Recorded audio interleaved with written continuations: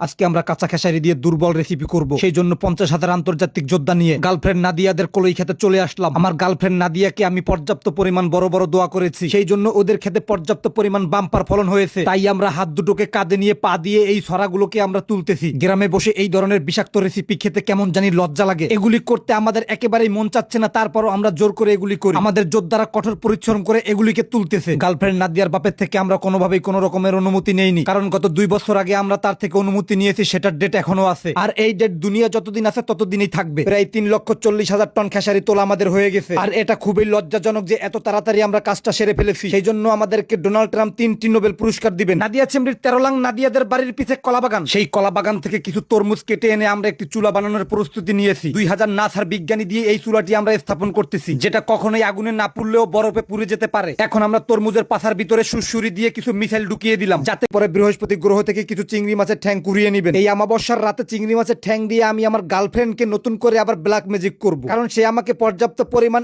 আলু, বেগুন, টমেটো এবং পটেটো দিয়েছে। এগুলি থেকে আমি পর্যাপ্ত পরিমাণ সুখ অনুভব করতে পেরেছি। তাই এখন আমি তার জন্য কালো জাদু রেডি করতেছি। এখন আমাদের প্রয়োজন হচ্ছে নাদিয়ার ব্যবহারকৃত কিছু প্রোডাক্ট। নাদিয়া বিকেলে পাতা কুড়িয়ে রাখছি, সেগুলি আমরা সন্ধ্যায় নিয়ে যাচ্ছি। যদিও আপনারা আমাদেরকে এখন চোর মনে করবেন, আসলে আমরা চোর না, আমরা হলাম ডাকাত। সম্পূর্ণরূপে আমরা এখন কালো জাদু প্রসেসিং করতেছি। এই ধরনের কালো জাদুর ভিডিও দেখতে হলে মোবাইলটাকে বন্ধ করে বালিশের নিচে 3 মাস রেখে দিবেন। হ্যাঁ, অবশ্যই এই ধরনের ভিডিও যাতে আপনি দেখতে না পারেন সেই জন্য অবশ্যই ভিডিওটি শেয়ার করে দিবেন। তারপরও যদি এই ধরনের ভিডিও আপনার কাছে আসে, তাহলে অবশ্যই মুন্সিগঞ্জ থেকে 5 জন মলানা এনে একটি মিলাদ পড়িয়ে দিবেন। এই ধরনের পাগলা রেসিপি খেতে হলে অবশ্যই আপনার হাতের মোবাইলটাকে একটি পাছাড় মারবেন। তারপরে মোবাইলের ভাঙা অংশগুলোকে নিয়ে ভালো করে সিদ্ধ করে রেসিপি করে খেয়ে নিবেন।